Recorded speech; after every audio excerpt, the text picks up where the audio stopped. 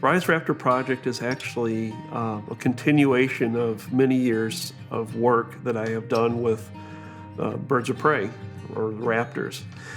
RISE is actually an acronym that stands for Raptors Inspiring Stewardship Through Education. The most important part is ensuring that our birds are cared for in the highest possible way that we can do that, giving them the best lives possible. So it is a full-time job on top of a full-time job. So we have a great responsibility. The birds are protected under the United States Fish and Wildlife Service, in particular the United States Migratory Bird Act of 1918. So our birds are under that umbrella.